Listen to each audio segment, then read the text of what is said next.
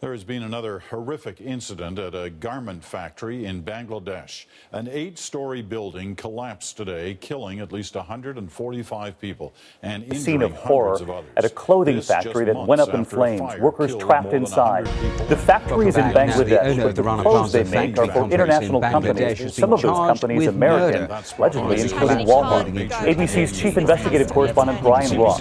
You told me this was the most transformational deal to hit fashion in the last 10 years. Why do you think that is? Flashing lights. Today we are going to Avril shopping. H&M is responding after Justin Bieber. Zara saying it has no plans to add. Flashing lights.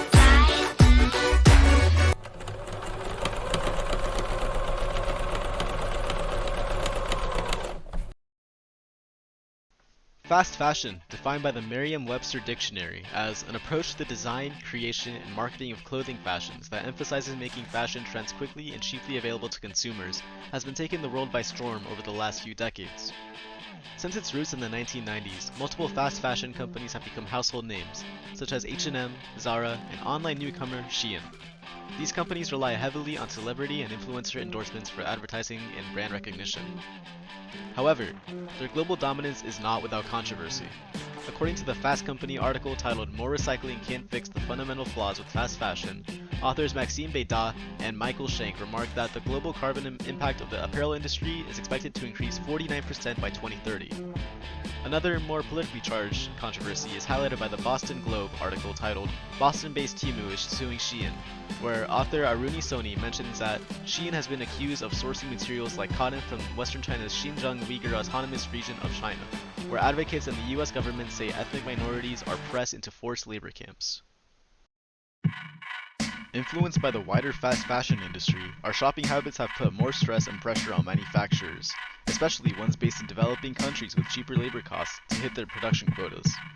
A result of this fact is that workers are often mistreated, abused, and exploited. In the Newsday article titled "Not So Fast, The Cost of Being Trendy" by Isabel von Hagen, the author cites a report by Global Labor Justice, which found that female garment workers are, quote, especially vulnerable to physical, verbal, and sexual harassment and violence. Aside from forms of abuse, garment workers in developing countries are paid extraordinarily little for their labor. Director Andrew Morgan explores this topic in his documentary The True Cost, where he finds that a massive portion of the garment workers in Bangladesh are paid just $3 per day. Unable to break out of the cycle of labor, many of these workers spend their lives working away from home and their families, making the clothes that we wear today. In many cases, their children go on to live similar lives, spending their days working for faceless giants. Naturally, when people are forced to live in undesirable conditions, they want to bring change. Garment workers around the world have gone on strike and have protested against the corporations that rely on them and abuse them. These protests are often cut short, however, usually due to government intervention. Recently, garment workers in Dhaka, Bangladesh, went on strike to protest the pay raise mandated by the government, believing that it wasn't enough to keep up with inflation. Minimum wage is roughly $75 a month for garment workers.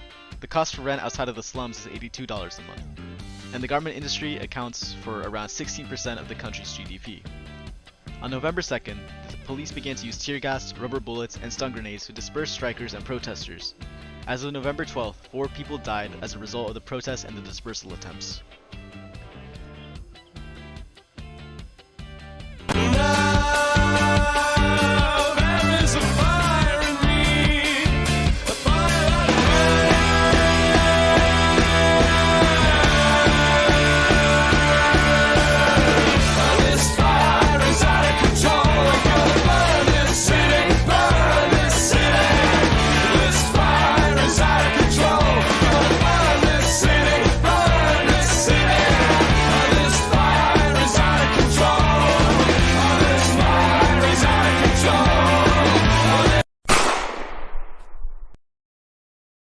In times like these, it's easy to feel small and useless. What are we supposed to do to help people on the other side of the world? How can we stand against massive corporations and the governments that kneel to them? As consumers, we have something called purchasing power. Money talks, and we can use that in order to speak to corporations and sellers. If enough people boycott the companies that profit off of abuse, we may have a chance to bring real change. In order to know which companies to think twice about purchasing from, a helpful online tool is goodonyou.eco. This website allows users to search for their favorite brands and see how their practices affect nature and the people making their products. It's important to remember that everyone has the power to bring change. Change of any size is still change, and if more people unite under one movement, the change they can bring can only be larger and larger. As the legendary Alice Walker once said, the most common way people give up their power is by thinking they don't have any. Don't give up your power. Be the change.